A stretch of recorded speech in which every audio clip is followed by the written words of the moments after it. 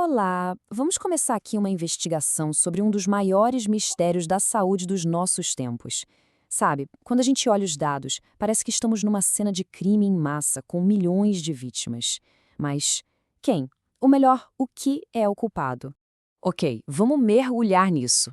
Em 1930, doenças crônicas, tipo as cardíacas e o diabetes, afetavam só uns 7% da população. Era algo bem raro. Agora, hoje em dia, esse número passa dos 60%. É uma explosão, algo sem precedentes na saúde humana. E o cenário fica ainda mais preocupante. A taxa de obesidade, essa simplesmente saltou de apenas 1% para quase 50% nesse mesmo período. A fonte desta análise deixa bem claro: nunca na história uma população inteira ficou tão doente e tão rápido assim. E isso nos leva à grande pergunta desta investigação, né? O que foi que aconteceu no último século que mudou radicalmente a nossa saúde para pior? Vamos começar a analisar as pistas. Para a gente entender o tamanho do mistério, vamos pegar um caso real. Imagina uma pessoa que era o retrato da saúde, magra, ativa, tudo certo. E de repente, essa pessoa sofre um ataque cardíaco fulminante. E o mais chocante de tudo é que pouco tempo antes ela tinha passado com um louvor num teste de esforço. Isso mostra que as ferramentas que a gente costuma usar, bom, elas nem sempre conseguem enxergar o perigo que está vindo. Então, a partir daqui, a nossa investigação vai mais fundo para identificar os principais suspeitos por trás dessa crise. A fonte que estamos analisando chama eles de a Trindade Profana. E aqui estão eles, os suspeitos. Primeiro, grãos e carboidratos refinados tipo pão, macarrão, cereal. Segundo, açúcares refinados, que estão em todo lugar, de doces a refrigerantes. E o terceiro, os óleos de sementes industriais, como o de canola e o de soja. Agora, o que é fascinante nesse slide é a perspectiva de tempo. Por milhões de anos, a dieta humana se baseava no que dava para caçar e coletar. Mas há apenas uns 100 anos, mais ou menos, esses três grupos de alimentos industriais simplesmente invadiram a nossa alimentação. Eles viraram a base do que a gente come. O nosso corpo, ele não teve tempo de evoluir para processar tudo isso. Mas antes de apontar o dedo para os culpados, a gente precisa falar de um erro de julgamento. Por décadas, a culpa toda foi jogada num suspeito que, no fim das contas, era inocente. E isso acabou desviando a atenção dos verdadeiros vilões. A acusação era essa aí. A gordura saturada, de alimentos como carne e manteiga, era a grande culpada pelas doenças do coração. Essa ideia virou quase uma lei, repetida por médicos e autoridades por gerações e gerações.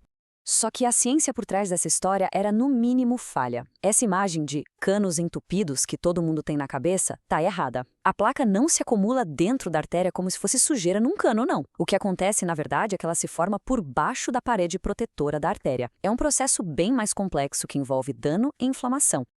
Então, peraí, se não foi a gordura, o que causou aquele boom de ataques cardíacos lá em meados do século XX?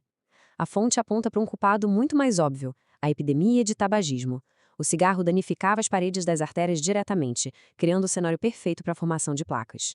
Certo, com o suspeito errado inocentado, vamos voltar para os nossos três principais suspeitos. Agora, a gente vai ver exatamente como a tal trindade profana comete o crime dentro do nosso corpo. Essa é a prova definitiva da nossa investigação. Para entender o mecanismo, a gente precisa conhecer uma parte do corpo que quase ninguém fala: o glicocálise. Pensa nele como se fosse um revestimento antiaderente, bem delicado, que protege o interior das nossas artérias. É a nossa primeira linha de defesa. Lá nos anos 50, era o cigarro que destruía essa camada protetora. Hoje, com bem menos gente fumando, a gente trocou um hábito destrutivo por outro ainda pior. O consumo exagerado de açúcar e carboidratos refinados corrói o glicocálice de um jeito até mais eficiente. E aqui está o passo a passo do crime. Quando a gente come a tal trindade profana, o açúcar no sangue dispara. Para controlar essa situação, o pâncreas libera um monte de insulina.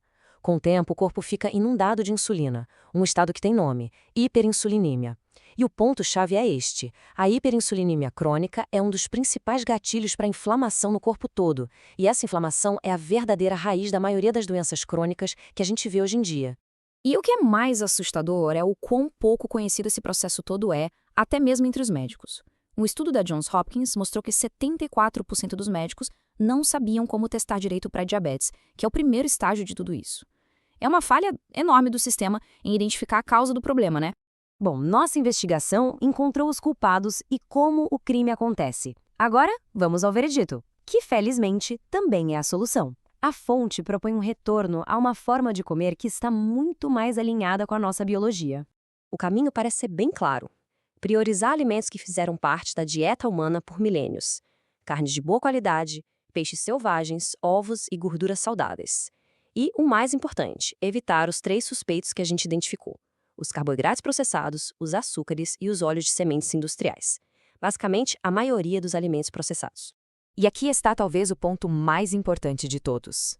A solução não está em adicionar pílulas mágicas, suplementos caríssimos ou superalimentos da moda.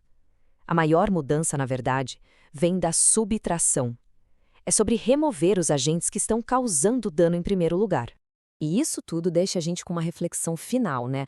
Por décadas, ficamos procurando respostas em tecnologias e remédios cada vez mais complexos. E se a solução estivesse o tempo todo numa sabedoria simples e testada pelo tempo? A pergunta que fica no ar é: se o caminho para a saúde já foi traçado pelos nossos ancestrais, por que a gente ainda hesita tanto em segui-lo?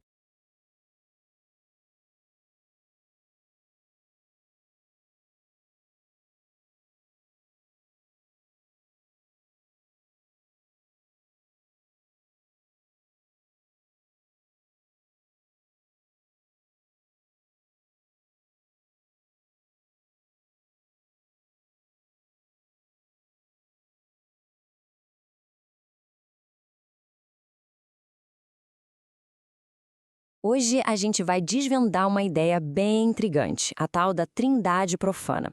A análise que vamos explorar aqui defende que esse conceito pode ser a chave para a gente entender muitas das nossas doenças modernas. E olha, tudo começa com uma história pessoal que desafia o que muita gente acredita ser uma vida saudável. Esse aí é o Daniel Trevor. A imagem da saúde, não é mesmo?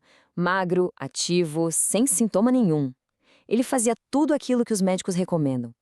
Mas, por trás dessa fachada de pessoa saudável, tinha uma verdadeira bomba relógio prestes a explodir. Essa é a grande questão, né? Se alguém que parece ser o exemplo de saúde pode sofrer um ataque cardíaco quase fatal, o que será que a gente não está enxergando? É um mistério que nos força a olhar para muito, mas muito além das aparências. Então vamos começar por aqui. Como é que a medicina convencional, com todas as suas ferramentas, não conseguiu prever esse desastre? A história do Daniel revela uma falha, assim, surpreendente no sistema que deveria protegê-lo. E aqui a história fica ainda mais alarmante. Não é só que ele se sentia bem. Os exames médicos diziam que ele estava ótimo. Pouquíssimos dias antes do coração dele quase parar, ele recebeu um sinal verde do médico. Como é que isso é possível? Agora, o que é impressionante nesse slide é a matemática por trás dele.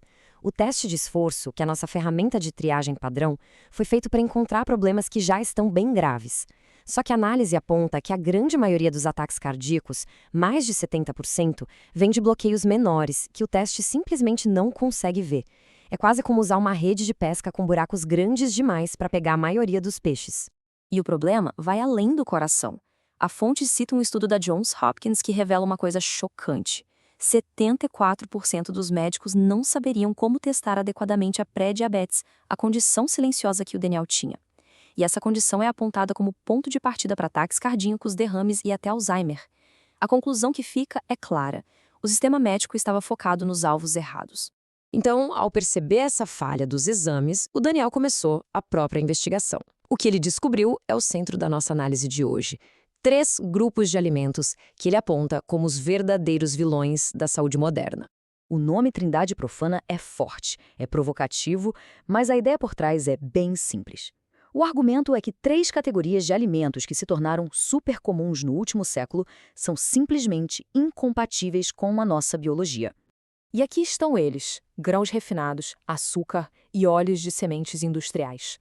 A análise sugere que esses 3, juntos na dieta moderna, criam uma tempestade perfeita de problemas metabólicos. Vamos dar uma olhada em cada um? O primeiro culpado, carboidratos refinados. A gente está falando de pães, massas, cereais, muitos deles inclusive vendidos como grãos integrais saudáveis. O ponto mais chocante aqui, destacado na fonte, é que o trigo pode causar um pico de açúcar no sangue maior do que o do próprio açúcar de mesa. Isso desafia de frente a ideia de que esses alimentos são a base de uma dieta saudável. Depois vem o açúcar refinado. O problema aqui, como a fonte aponta, não é só o óbvio, como doces e refrigerantes. É aquele açúcar escondido em quase tudo que é processado, de molhos a sopas, mantendo os nossos níveis de insulina sempre lá em cima. E o terceiro membro da trindade são os óleos de sementes industriais.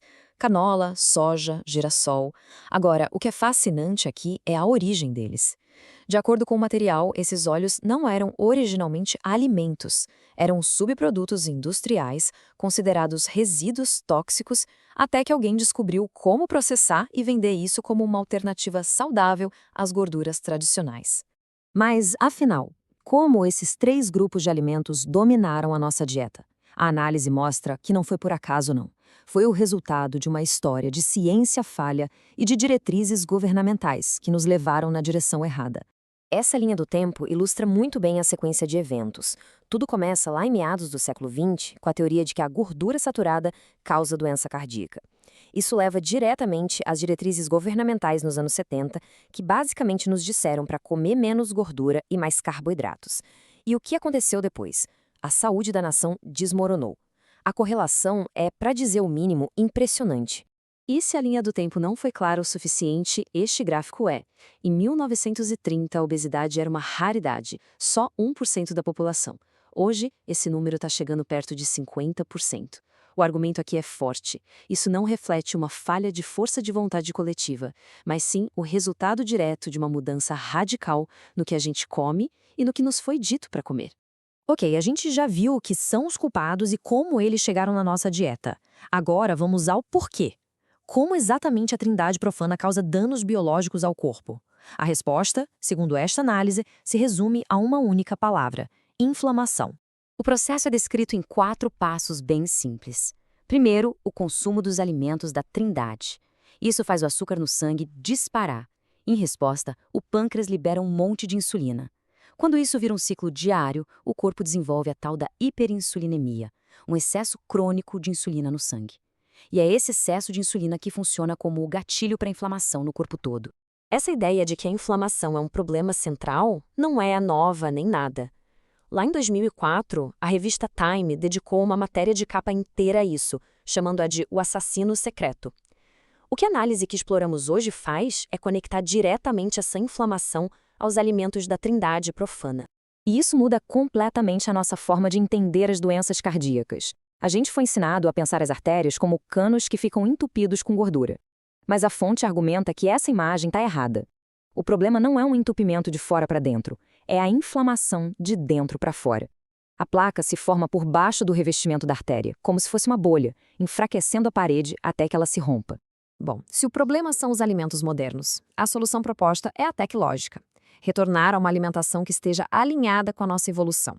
Vamos ver então o que essa solução ancestral envolve. A premissa central aqui é a simplicidade. A proposta não é uma nova tecnologia, um remédio milagroso, mas sim um realinhamento.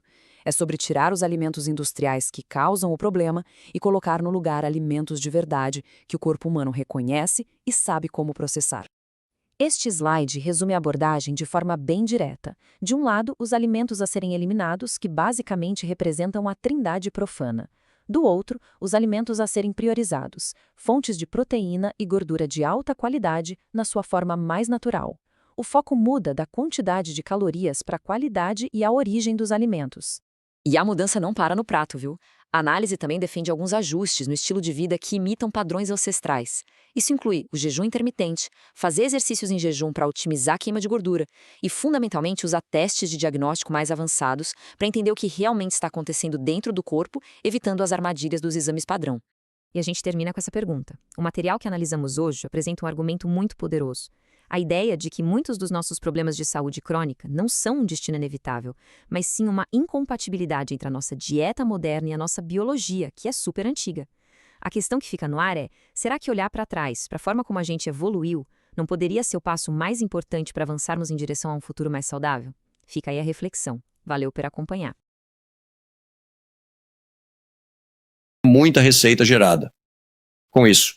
E teve outro ensaio chamado ensaio Courage, uma coisa parecida, e outro chamado ensaio Orbita. E todos eles fracassaram. Então a manchete de tudo isso foi: CRM e stents não previnem ataques cardíacos. Previnem sim, não mais que. Então, se você quiser ir na direção das mudanças no seu estilo de vida e tudo mais, então, depois de eles receberem essas informações realmente chocantes e os resultados desses testes, você acha que esses procedimentos parariam ou pelo menos diminuiriam de ritmo? O gráfico está subindo assim. E chegou estatinas. Eu acho que você vai gostar bastante disso aqui. Teve esse estudo grande, meta-análises. Envolveu 92.135 pacientes. E os pesquisadores queriam saber: quem toma estatina prolonga a vida? Porque é isso que o seu médico e, com certeza, a indústria farmacêutica querem que você faça assim que começar. Por quanto tempo mais os tomadores de estatinas prolongam as suas vidas? Eles descobriram que os dois grupos, e o que eles constataram então foi que aqueles que estavam usando para prevenção primária, ou seja, sem infarto, muitas pessoas que nunca tiveram um infarto tomam isso. Elas viveram apenas 3 dias a mais do que o grupo que não fez uso de estatina. Na prevenção secundária, após sofrerem um infarto, viveram 4 dias extras.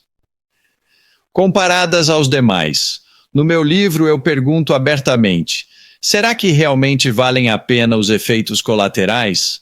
Eles podem ser terríveis, variando de psicose a dores crônicas. Nem todo mundo tem isso, mas muitas pessoas têm. E então você tem que buscar a informação. Porque você não vai conseguir a informação certa com os seus médicos, e isso porque eles recebem bônus por uma certa quantidade de metas que eles batem para todo tipo de coisa. E eu não